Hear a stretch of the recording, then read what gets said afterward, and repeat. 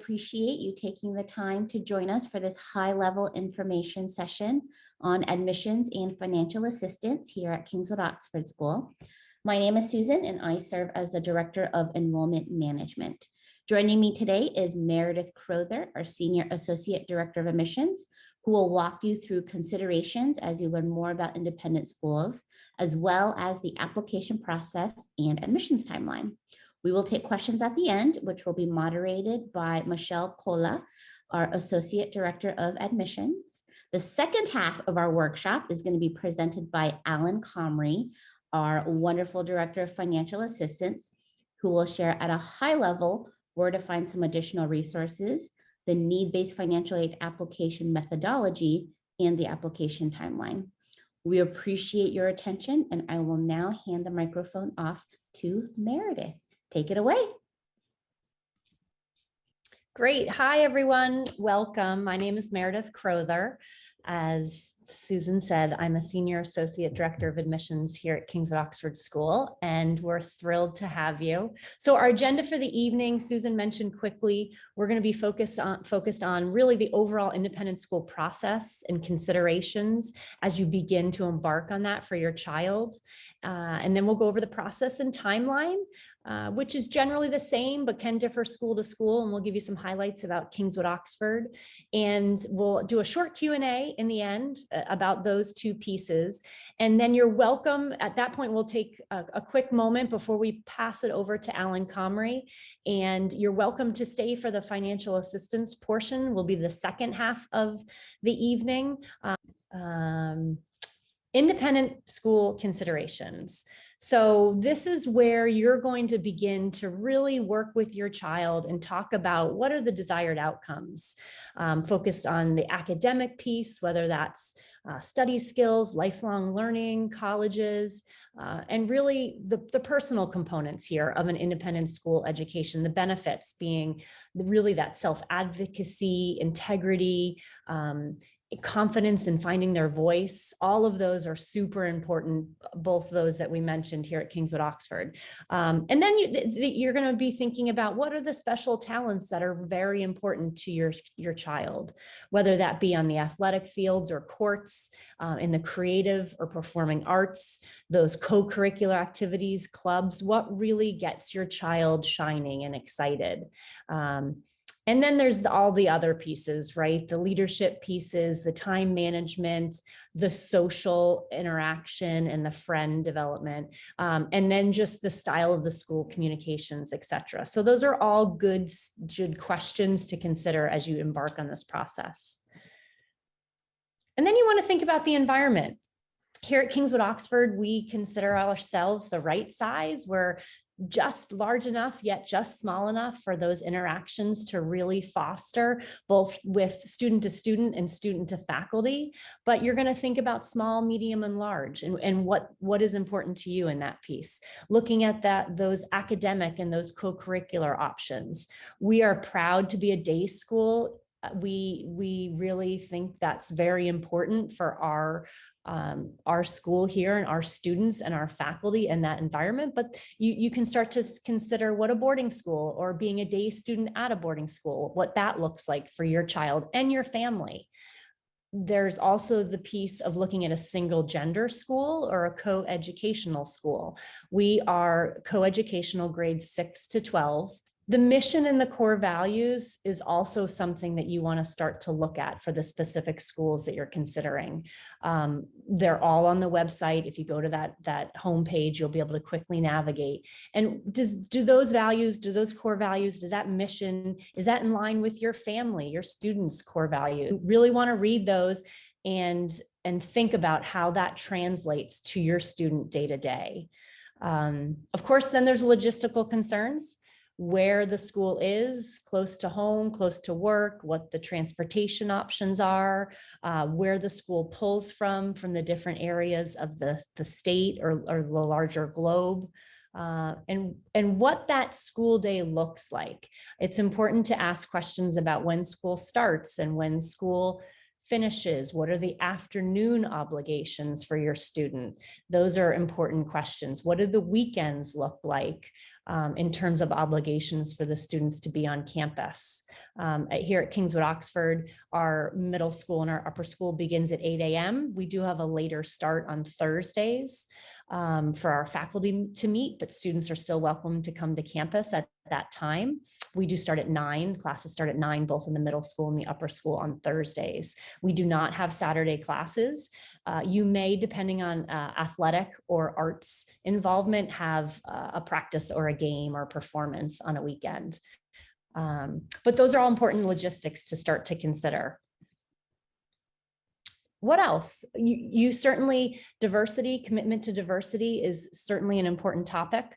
And I would say a lot of websites of these independent schools have very dedicated sites to that, as well as the admissions officers can connect you to directors or faculty that can talk more specifically about what that means day to day for the student. What does feedback look like for both your student as well as a parent? How often are you hearing from teachers or advisors or coaches? That's going to be an important piece for your student also, how they can seek feedback day to day in those classes. What are the requirements? Artistically, athletic, community service, annual requirements, as well as graduation requirements. And parental involvement, it's a good question to ask about if that's important to you. Our admissions goals here at KO, we encourage applications from intellectually curious and motivated and well-rounded students. We really love to hear all about what makes students tick, both in the classroom and outside. We really look for strong levels of academic achievement. And so students can hit the ground running here at KO and find a lot of success, both in the classroom and outside the classroom. We really focus also on the well-rounded students with experience in the arts and athletics and community service. Leadership is also a very important piece of how our school is structured in our day. We have a leadership center here on campus where we do a lot of programming that's run out of that leadership center for our students to think about ways that leadership impacts them both in the classroom, on the fields, on the stage, all those pieces. A strategic vision, and we're partnering with our local community and beyond to help our students really focus on real world experiences and how that translates outside of the classroom. And in partnering with our local community, we've been able to bring in local leaders and organizations to help students see how their learning in the classroom is impactful to the greater community. It's really that transformative experience that's important, and we really are proud about those partnerships that we've developed. We launched our strategic vision in February of 2020, weeks before the pandemic really began, but that really has not stopped what our faculty has done day in, day out in the middle school and the upper school of creating those partnerships. We did a lot over Zoom last year. We were in person, but we had a lot of these partnerships do programs for our students over Zoom so they could learn more about the greater community. And we're happy to talk more about that with you. So the admissions application process and timeline. We are in it right now. It started. So this is really a high level overview. In the next couple of slides, we'll really delve a little bit deeper into that. But the September and October timeframe, you all on this call are in a great, you're setting yourself up for a great timing on this process. You're looking, you're researching, you're inquiring, you're here. So that's a great first step in the process. November through January is really where you'll start to work on those applications. Different schools vary in terms of when those applications are due. Our application deadline is February 1st for both the academic application and, if applicable, the financial assistance application as well. Some schools have an earlier deadline, January 15th, you may see, but again, ours is February 1st, but you want to know what those deadlines are and ensure that you're getting your applications in by those deadlines. And then admissions decisions are all released locally March 10th. And then what the last piece that this timeline does not have is then you have a decision by April 10th to decide your student's journey for the fall. So by April 10th, 2022 is when you would get back to us on that decision. And we're just going to delve into this now a little bit more, research your options, speak with us from an admissions perspective. We would love to hear from you. Specifically here on campus, we are doing campus tours, student-led tours, so that's a great opportunity. And I'll get into it on the next slide in terms of the interviews. But you want to get out there and get information, go online, call the offices to get on mailing lists and listservs so you can keep in touch with these schools. You want to look at what has changed. Some requirements changed last year, and some of that is coming into this year's cycle, but it's school to school. So that's important to know what the requirements are this year. There's going to be virtual open houses. There's going to be webinars. There's going to be in-person events here at KO. Obviously, we're doing this one virtually. We are planning an in-person open house in the fall on October 17th, and there'll be a slide on that in a little bit, as well as we are planning a winter open house as well. And then we will have virtual events in between, as well as, like I had mentioned, those campus tours.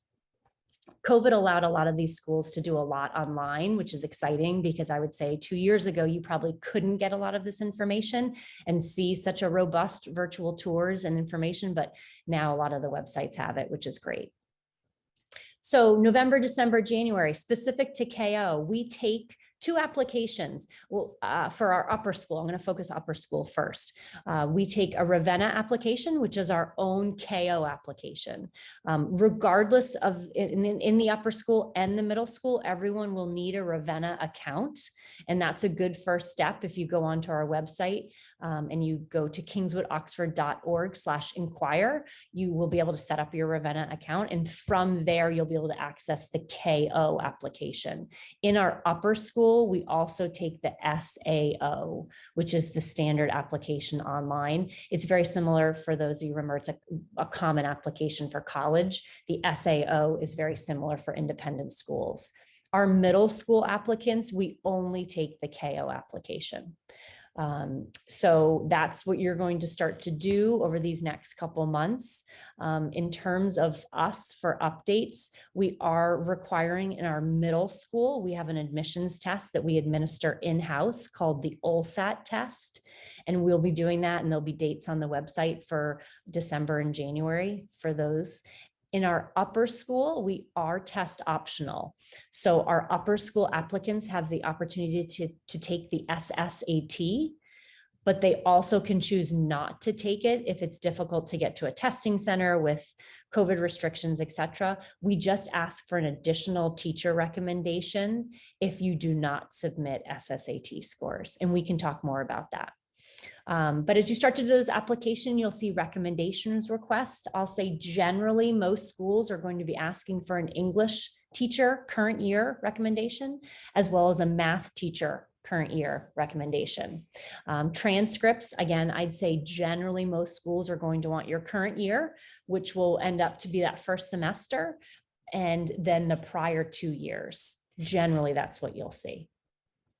And the application does have a parent section and a student section. We do require also a writing sample. It's listed as a graded writing sample. If it has a grade, that's great, but we really would like a writing sample from this current school year. Sometimes students can't get a teacher's comments on it, and we can work with you in admissions on that.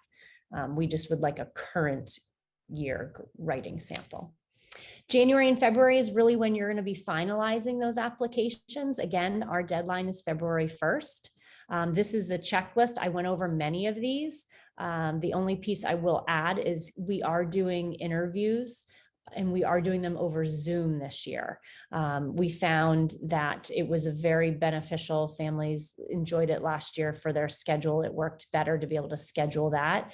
And we're currently masked indoors, and we just felt we can get to know the student better and have an interactive conversation that way. But we are inviting families, and we strongly encourage you to come to campus for a student-led tour. that's a great opportunity to see the school in action. And then, as I said, most of this we did talk about. We do ask also, and again, most schools are asking for this principal guidance council report form in addition to those 2 teacher recommendations. And then the financial assistance application is entirely separate, and that Alan will talk about that in the coming minutes. So then February, March, April, we talked about it on that timeline. Priority applications are due February 1. March 10th is a common notification date for all the local independent schools when you'll hear from us. It is posted to your Ravenna account, so you'll see that in Ravenna. And then late March, early April will be programs for accepted students where we hope to welcome you onto campus and have you see more of a typical experience here on campus. And April 10th is when that enrollment contract is due. From there, past these deadlines is ongoing rolling admissions, and that's really dependent on space and funding in the grade. And that can vary year to year, month to month, frankly, day to day. So that's important to know. What's next? We talked about setting up your Ravenna account. That is a great first step called Explore or Apply with Kingswood Oxford. So once you're ready to apply, you just that'll start the process when you click Apply. Register for our open house, as I said, Sunday, October 17th. We have a middle school program in the morning and an upper school program in the afternoon. You'll be able to see all of our events on kingswoodoxford.org/events. So we have a couple virtual sessions up there, and I know we're adding an athletic session in November and a college counseling session in December, as well as that winter open house we're also adding. So check back there. They will also all show up in that Ravenna account once you're exploring and applying. We do have a virtual admission center, so you certainly can visit the VAC, we call it, kingswoodoxford.org/VAC. We have content out there, but most importantly, we want to hear from you. So please call or email us. We are very accessible, and we're thrilled to work with you and answer any questions you have live. And so with that, I am going to pass it over to our wonderful colleague, Alan Comrie. Hello, everyone. My name is Alan Comrie, and I've actually been at Kingswood Oxford School for 20 years, so not quite as old as the school itself. And I've been 16 years in the capacity of Director of Financial Assistance. Before I get started with my presentation, I'd just like to put out there that I understand that people have different comfort levels with regard to speaking about their personal financial situations, living situations, whatever it may be. And so if you do and you prefer not to use the chat, that's perfectly fine. You've got my contact information there. You can reach out to me, and I'd be glad to review things with you, either over the phone, via video conference, however you prefer. So with that, I'd like to jump right in because I've got about 20 minutes or so to do my piece. And it's actually a little bit different structure than we've done in the past, where this is about an hour presentation. So we're going to kind of fly by pretty quickly at a relatively higher altitude than we have before over the need-based financial aid landscape. As you can see in the first slide, which I really like because it sort of shows you the magnitude of need-based financial assistance at Kingswood Oxford School.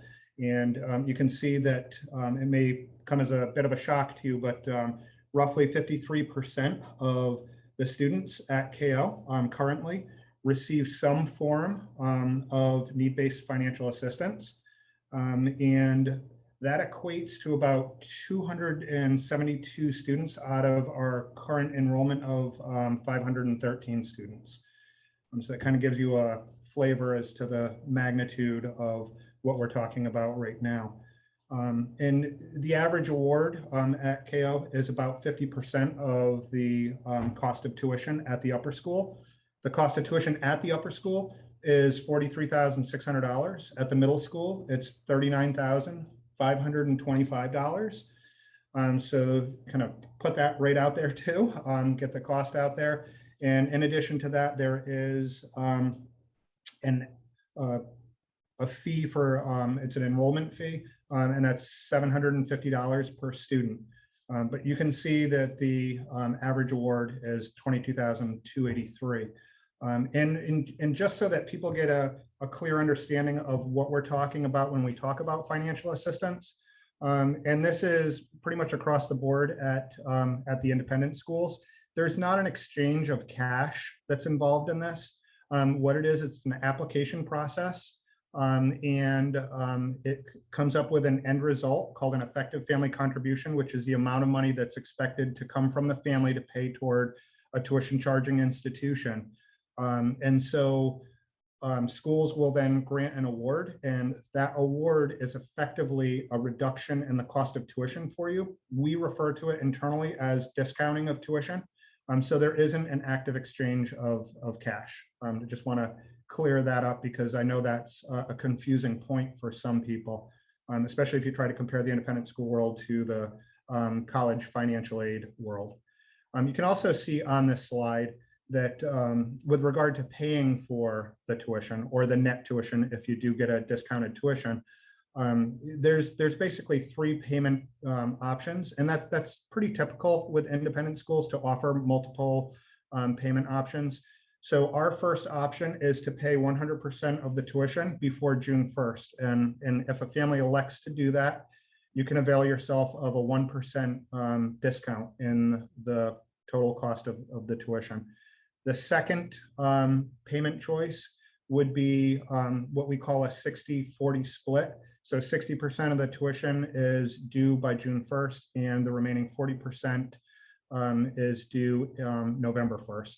And finally, to spread out the payments over a longer period of time, we offer that third payment plan, which is what we call the 10-pay plan. So it's spread over 10 months, and it begins in May and ends in February of the next calendar year. If you choose option number 3, there is a $50 processing fee currently. That just helps to alleviate the cost of setting up the payment plans and the reminders and everything that go along with that. So that is the kind of 50,000 foot flyover of need-based financial assistance at KO. In order to kind of get down and talk about the process, I kind of want to break it up into talking about 2 processes. The first is just getting more information on KO specific need-based financial assistance, because we're only spending 20 minutes here. Obviously, you probably want to peel the onion a little bit more and dig a little bit deeper. And for that, we're going to review relatively briefly how you can go out and get more KO specific or Kingswood Oxford School specific need-based financial assistance information. We're going to spend most of the time looking at the actual application and how you go about getting to that application, and then starting the application, finishing the application, paying the fee, so that that application and all of the associated information can be viewed by the individual schools that you select in the application. The next slide is getting to that more KO specific information. And it's basically 2 clicks away. So at the bottom right-hand side of your screen, you can see that I put our school's website address. And once you land on this page that you're seeing right now, you just click on the Apply tab. That's on that upper right-hand corner. The next slide. And once you do that, you land on this web page, which in the center of the page, you can see that there's multiple options for further discovery into the web. And you would want to select the tuition and affordability option there. That will then take you to a lot of helpful resources that we've put out there over the years and that we keep as updated as possible. Just so that you know, I'm going to be showing you some things tonight too that will be loaded onto the website tomorrow. One of them is going to be this handy little flyer that nicely summarizes for new families the process for going out to complete your need-based financial aid application. The next slide. So before we do any of that, I have to kind of do a little bit of a commercial break here and go over, because I'm just going to wind up getting into the routine of using acronyms. I've just done it for so many years that it just becomes second nature. So I apologize in advance, but just to help you out, I've listed some of the things that I may refer to. I just switch them on and off automatically in my brain. But SSS, this refers to the School and Student Service for Financial Aid. That is actually an outside entity that does all of the crunching of the numbers. So when you go out to complete your parent financial statement, or PFS, you'll see that listed on the next line down. That is the actual application that you're going to fill out. So it's going to ask you some, biographical information on your family, yourselves. The financial information is pretty basic, and it shouldn't take you any more than a few hours to complete the application. And then to support that application, we require that certain tax documents get uploaded to, which we're going to talk about in a few minutes. But just to look at some of those other acronyms, the RFC, that's what the school will see. Once you complete your parent financial statement or your application, you're going to submit that, and then the schools will then be able to see in your portal the information that you have put into your parent financial statement, as well as any of that required supporting information. And you want to check with individual schools too, because some schools may require additional information or different information than we do. So I'm not speaking for all independent schools. I'm going to speak specifically to what KO requires, or Kingswood Oxford School requires. Here I'm using acronyms again. So that report of family contribution is basically taking the information that you put in, puts it out into a sort of an Excel template, worksheet looking format that will determine what, based on the way that you've answered the questions and the information that you've put in the application, how much that you can afford to pay for an independent school education or a tuition charging institution. That's the EFC, or the effective family contribution. FA, I just use that interchangeably with financial assistance or financial aid. So how do you apply? So we just spoke about the fact that the actual application is actually with a partner of the school, SSS. Many years ago, they were part of the National Association of Independent Schools. It was a division of that, which is basically this governing body that oversees, best practices. It's basically a promulgation body for best practices for the independent school world. And so they were a nonprofit, part of the National Association of Independent Schools, of which Kingswood Oxford School is a member.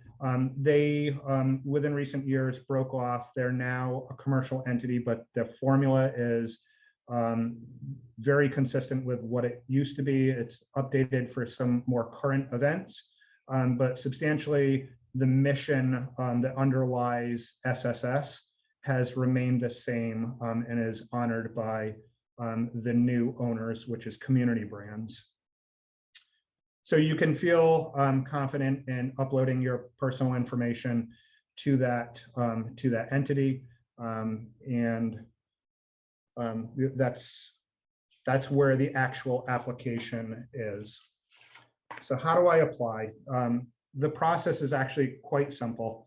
You want to, first of all, for new families that haven't done this in the past, for another school, you want to create an account. And the way you create that account on SSS is you have to have an active email, and then, because that's your ID, is your email, and then you create a password.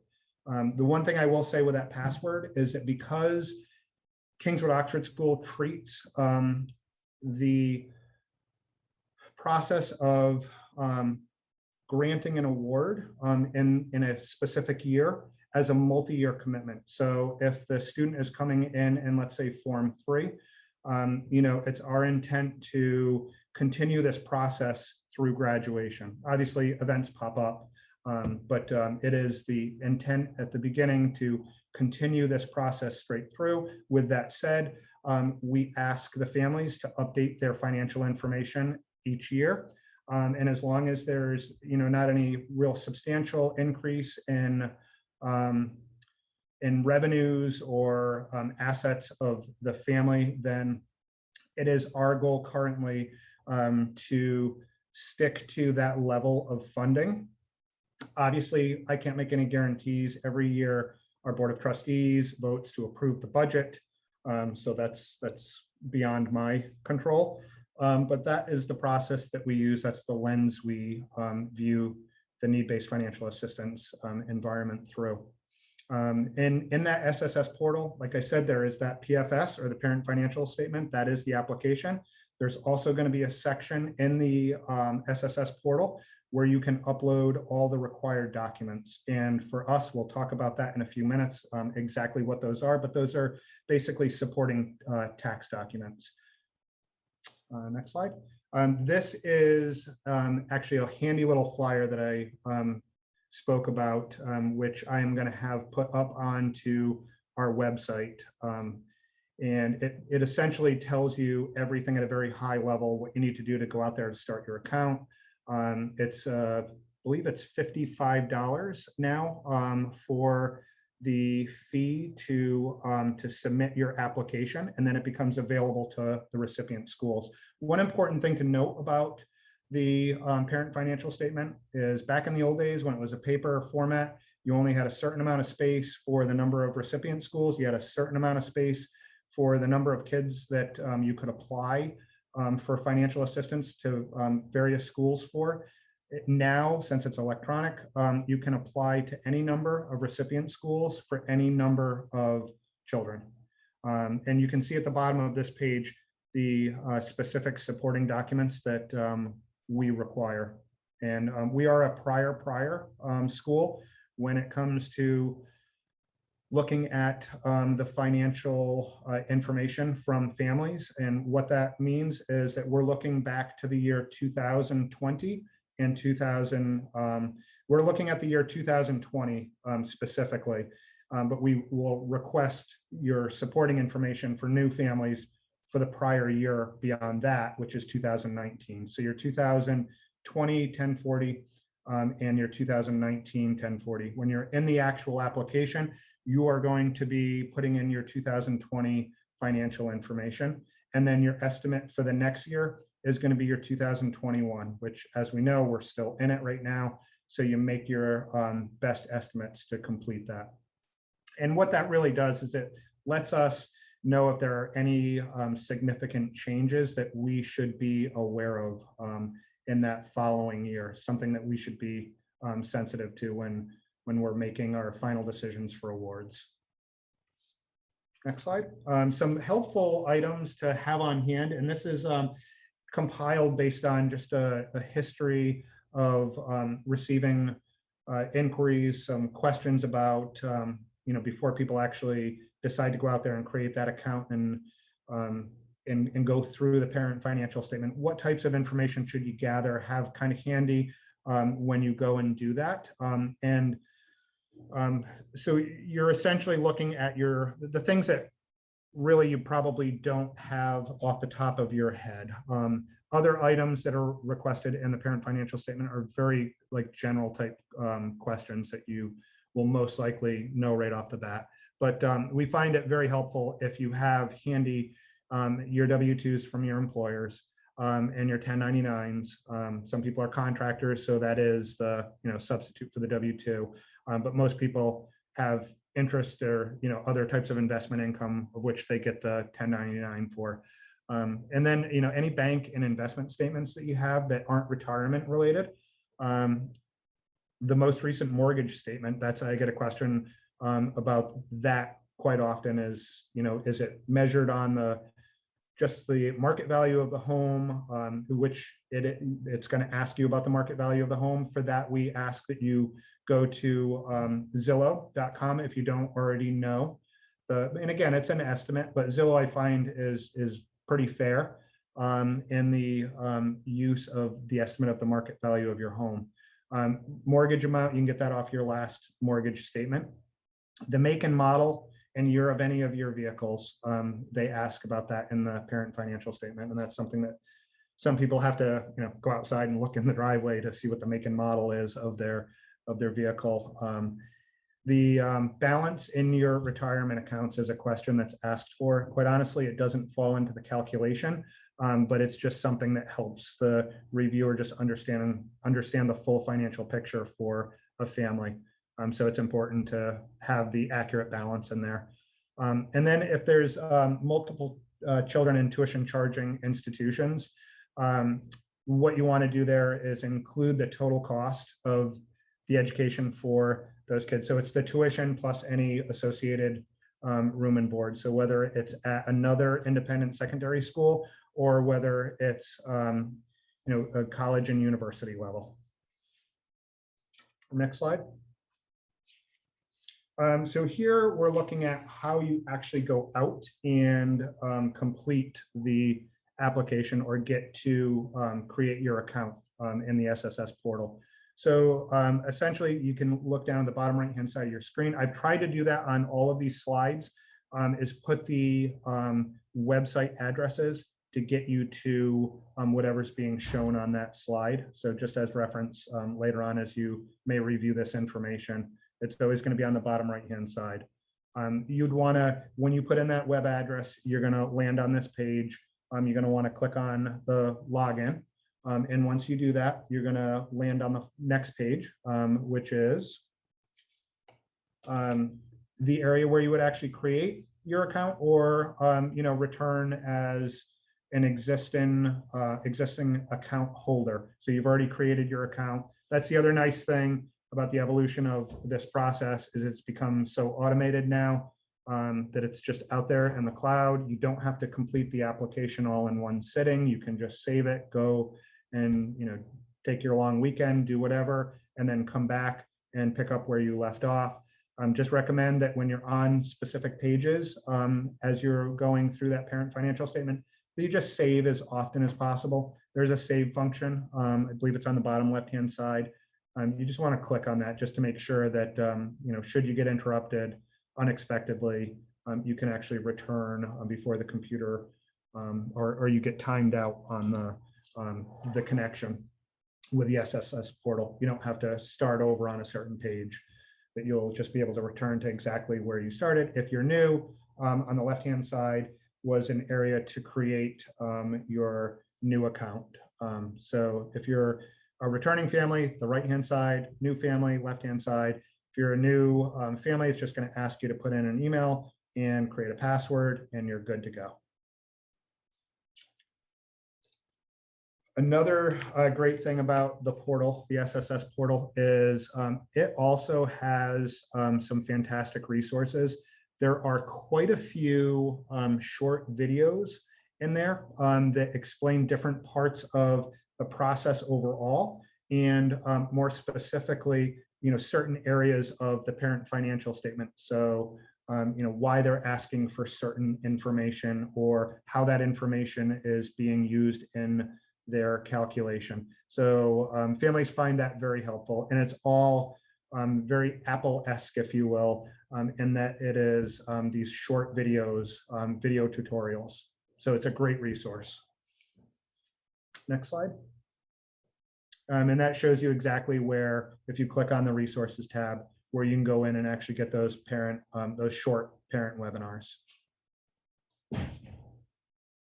Now, when do you apply? So Meredith had mentioned that we essentially keep very similar timelines, if not the same timelines. So they're running parallel.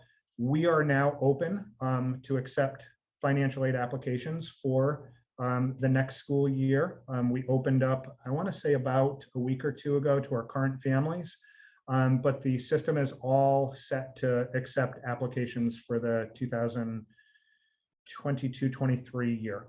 So it's now open. If we can go to the next slide, you'll see the graphic depiction. It's showing that we're ending our or the due date for the parent financial statement on January 31st. You can, I'm going to change that to February 1st so that we're totally running in alignment with the admissions office. And then after that deadline, again, it's on a rolling basis, so it's not like you missed out completely.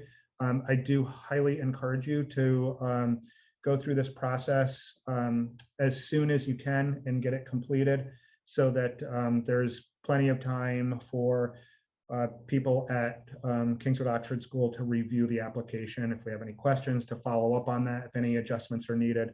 It just gives us a lot more flexibility because we have the time. So I do encourage you to go in and complete that as soon as possible.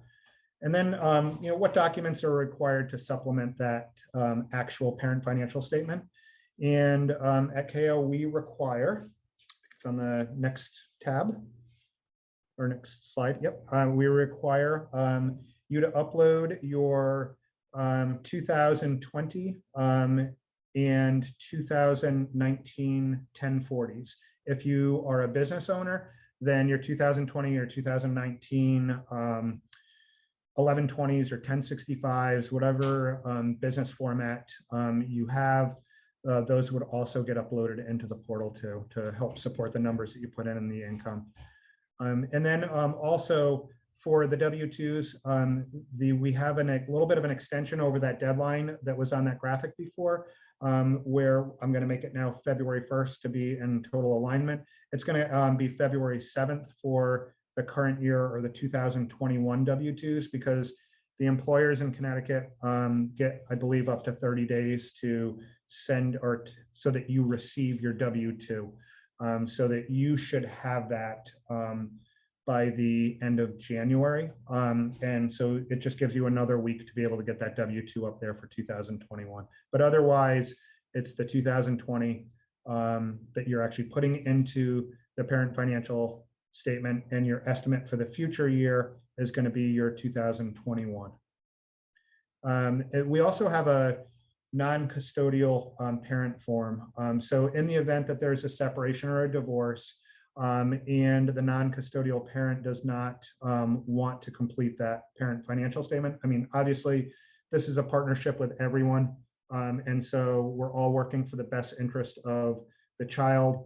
So we just absolutely kind of really want to push the fact that everyone needs to submit that parent financial statement. In divorce situations, just so that everyone's comfortable, both parents will submit a parent financial statement. Normally, it's just one parent financial statement. But in the case of a divorce or a separation, then two parent financial statements are then required, and we do not share information with the other party of any of the financial information that's submitted to the school. I mean, obviously, the end result will be known through the level of award that's offered. But there is no confidential information shared between. So you're comfortable with that, but it is the position of the school to get both parents to complete a parent financial statement. In the event that we cannot do that, then we require that non-custodial parent information form be completed. And I think I provided a sample of that on the next slide. And that will also be available tomorrow on our website too. We're just trying to put as much information out there for you too, so that you can use those as resources, so that the process is not daunting. And again, encourage you to reach out to myself or Amy Bosco, who's also in the Office of Financial Assistance. Any questions that you may have, concerns that you may have, things that we can work through together. The next slide. So understanding the methodology. This is just to help you kind of get a better understanding of how the process works. On the next slide, it's going to show you sort of a graphic depiction of what gets looked at and where sensitivity is in the calculations, and how information is used to determine, again, that effective family contribution, or that EFC that you can see down at the bottom of that cone. So it starts with the revenues, and that is your W-2 revenue. That's 1099s, that's K-1s, any type of income source that you have. And really the reason I show it this way is because a $10,000 change in the income of a family will have a greater impact or cause greater change to the effective family contribution than that same $10,000 in an asset. So say it's more cash by $10,000, or you increase the market value of an investment portfolio that's outside of your retirement account. So if you're holding some investments short term outside of your, say, your savings account or your checking account, you want to disclose that, as well as your retirement, but your retirement doesn't get actively included in the calculation. Whereas if you do have investments that are outside of your retirement account, those do get included as available resources. So it looks at all aspects of a family's ability to pay, but so that you know where that sensitivity lies, it's in changes in revenue. So if you have a $10,000 change in revenue, it is going to more substantially change your effective family contribution. So in future years, if you have dramatic swings in your income, there's two ways we can look at that.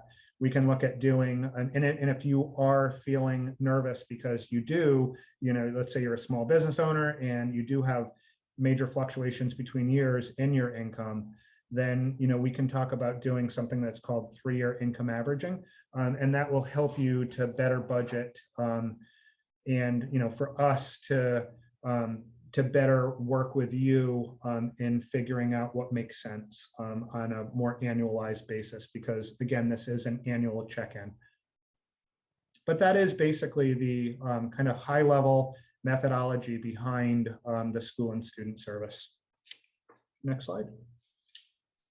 And this slide basically, we just talk about some items that what Kingswood Oxford School does versus what SSS does. And I look at SSS as being the the source of the information. They have the proprietary formulas. They come out with a recommendation for an effective family contribution. But what's important to note is that individual schools can modify any information that's put into what results in the report of family contribution. So we can actually go into what's called the family contribution worksheet and make changes. And some of the things that Kingswood does specifically is we will, for every family, we modify the cost of living adjustment, or COLA. So out of the box, if you will, from SSS, they'll apply a 1.0 factor to expenses. What we do is we recognize the fact that it's more expensive to live in Connecticut than it is to, say, live in Wyoming. And so we apply a magnifier to the expenses. And that is to your advantage because it increases the expenses, it reduces your net income, which then will reduce your effective family contribution, which increases your financial need and the ability to have a larger award.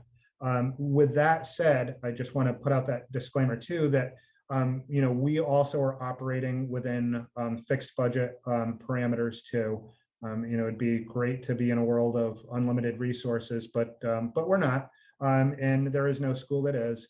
And so while we make every attempt to meet your financial need, there are times where we cannot, and so we make our best offer of award that we can. And ultimately, it could be a goal to get to that financial need, but the reality is that we do have limited resources, as do you, and so I just wanted to put that out there too, so that there could be the possibility that an award is made that doesn't represent your full financial need.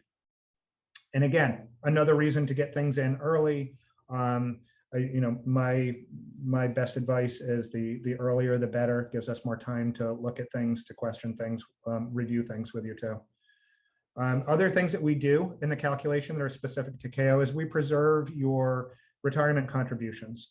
So some schools will say, no. So we're going to take your box 1 of your W-2, which is your salaries, wages, and we're going to add back the contributions that you made pre-tax into a retirement account. And we say no because we take the view of more of a long-term, prudent financial decision-making on the part of our families. And so if you're making up to the IRS allowable limits and contributions for both parents, then we will allow that to be set aside for retirement, and it's not expected to go into the calculation for what would be your effective family contribution. We also do something that's a little bit different than SSS in regard to computing the amount that would be expected to come to Kingswood Oxford School versus, let's say, the University of Connecticut. So in situations like that, where there's multiple kids in the family, multiple kids obviously in tuition charging institutions, we'll look at the tuition, the full cost of the tuitions at both schools. And then what we'll do is we'll apply a pro rata calculation to the effective family contribution. So instead of saying, okay, there's 2 kids in tuition charging institutions, we're going to take the effective family contribution and divide by 2. That may not be, that we just view that as not fair. So what we'll do is we'll look at what the cost is at the other institution or institutions, and we put a pro rata calculation into it. So if it costs more to go to, let's say, a private university than it does to Kingswood Oxford School, then we'll allow for more of the family contribution to go to the private university rather than to KO. And conversely, if KO is more expensive, then let's say a parochial school, then we expect to have more of the effective family contribution come to us because it just costs more. So that's sort of the methodology. And I apologize for having to go through this so quickly, but it's a lot of real estate to cover in a brief period. But my hope is that you at least got a general sense of the kind of the high level issues that are associated with need-based financial aid, and you've got a better picture of what need-based financial assistance looks like specifically within the KO community. Alan, I just want to pass Yeah. along 2 quick questions. One, just for clarification, there was a question on the financial assistance application. Is current year 2020 or 2021? So the current year, we're a prior, so it's 2020, and there you'd make estimates for 2021. Great. And then the other question is, are K1s also required for S Corp shareholders? Yeah, so if you do receive a K1, then we require the K1. There are some people who don't have a significant ownership share in a business entity, and that's fine. We're not requiring those returns if you have minimal equity interest in a business. It's just whatever gets passed on to you from that entity. So if it's in the form of a K1, then yes. All right. Well, thank you so much for joining us this evening to learn a little bit more about our admissions process and the very detailed overview of our financial assistance process. Alan is fairly responsive, so you can always contact him directly if you have specific financial information that you would like to run by him. Thanks again and have a great evening.